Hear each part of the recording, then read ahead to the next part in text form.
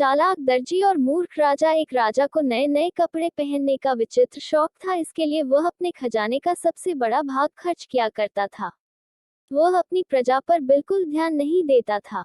वह दुनिया के कोने कोने से सुंदर और खूबसूरत कपड़े मंगवाता था और अच्छे से अच्छे दर्जी से उन कपड़ों को सिलवाता, परंतु बढ़िया से बढ़िया कपड़ा भी एक बार पहनने पर वह उन्हें दोबारा नहीं पहनता।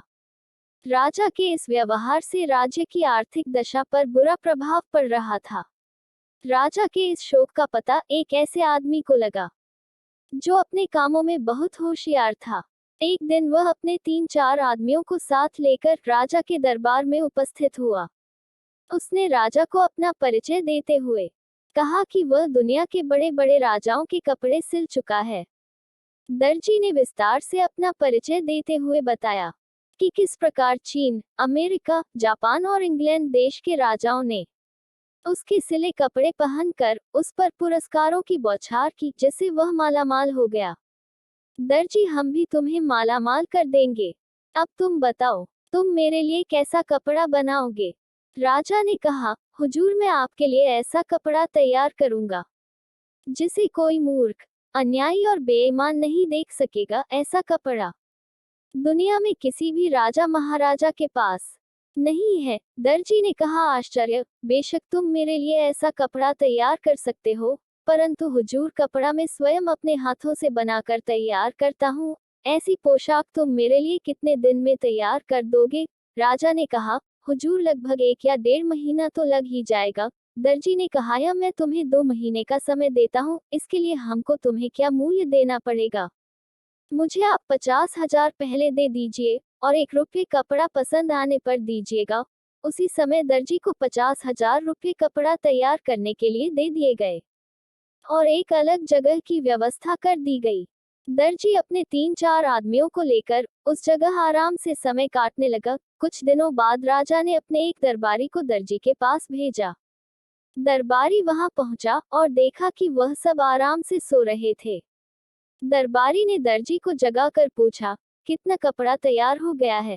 राजा ने मुझे देखने के लिए भेजा है। दर्जी एकदम चौंक कर उठता है और कहता है, आइए मैं तुम्हें दिखाता हूँ कि कितना कपड़ा तैयार हो चुका है। दर्जी ने दरबारी को एक अलग कमरे में ले जाकर करघे पर कपड़ा बुनने का अभिनय करके दिखाया। देखिए कितना सुंदर कपड़ा बुना जा रहा है। किंतु दरबारी को तो वहां ना कपड़ा ना करघा कुछ भी दिखाई ना दे रहा था।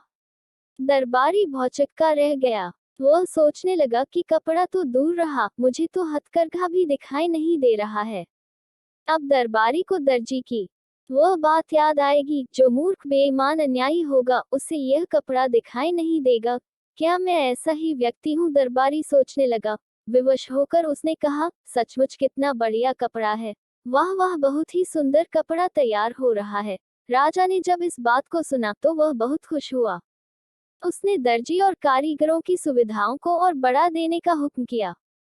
1 महीने बाद राजा ने अपने मंत्री को दर्जी का कामकाज और कपड़ा देखने के लिए भेजा। मंत्री के आने की सूचना पाकर दर्जियों ने अपने कारीगरों को सजग कर दिया। मंत्री जब दर्जियों के पास पहुंचा तो दर्जी अपने आदमियों के साथ कपड़ा काटने और सिलने का अभिनय कर रहा था।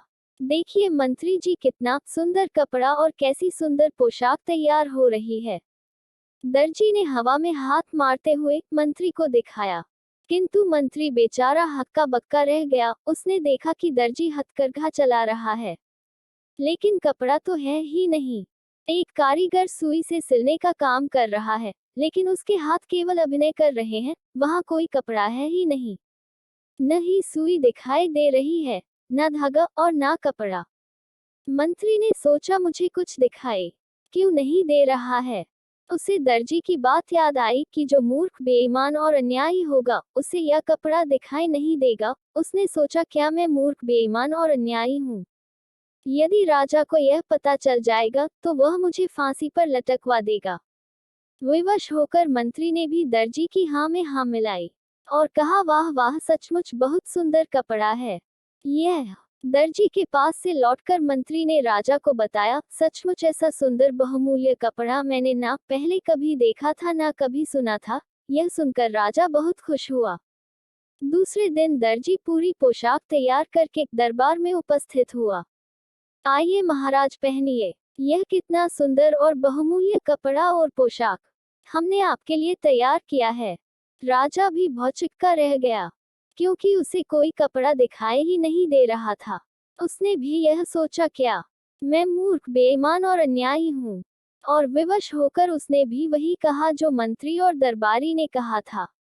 सचमुच ऐसा कपड़ा ना मैंने पहले कभी देखा था, ना पहना था। दर्जी ने राजा को शीशे के सामने खड़ा करके उसके कपड़े उतरवा दिए और राजा को नई पोशाक पहनाने का अभिनय करने लगा। कभी वह बटन बंद करता, कभी कॉलर सीधा करता और कहता, देखिए महाराज, यह कितनी सुंदर पोशाक है। सारे दरबारियों के बीच शीशे के सामने खड़ा राजा दर्जी की हाँ में हाँ मिलाते हुए बोला, सचमुच ऐसे सुंदर कपड़े ना पहले कभी देखा था, ना पहले कभी पहना था। राजा ने तुरंत दर्जी को 1,00,000 रुपये और देने का हुक्म दिया। दर्जी रुपये लेकर अपने आदमियों सहित 9-2-11 हो गया। राजा के नए कपड़े सारी प्रजा को दिखाने के लिए जुलूस का प्रबंध किया गया। सारी प्रजा राजा के नए कपड़े देखने के लिए बड़ी उत्सुक थी। राजा को रथ पर खड़ा करके प्रजा को दिखाने के लिए सवारी निकाली गई। रथ आगे बढ़ता व रथ के दोनों ओर हजारों की संख्या में खड़ी जनता तालियां पीट पीट कर वाह वाह कर रही थी, क्योंकि सारी जनता को यह मालूम था कि जो मूर्ख, बेईमान और अन्यायी होगा उसे कपड़ा बिल्कुल दिखाई नहीं देगा। थोड़ी दूर पर बैठे एक बच्चे के मुंह से निकला, राजा नंगा है। सभी लोग बच्चे का मुंह ताकने लगे। फिर क्या था, सारी प्रजा एक स्वर में एक साथ चिल्ला उठी, राजा रथ पर नंगा ही खड़ा है। अब राजा को भी अपनी मूर्खता का एहसास हुआ। वह लज्जा के मारे मानो धरती में ही गड़ गया हो।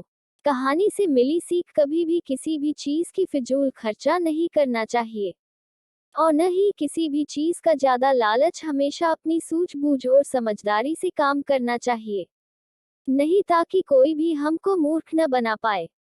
प्लीज वीडियो पसंद आए तो लाइक और चैनल पर पहली बार आए तो सब्सक्राइब, कमेंट और अपने दोस्तों के साथ शेयर करना मत भूलना।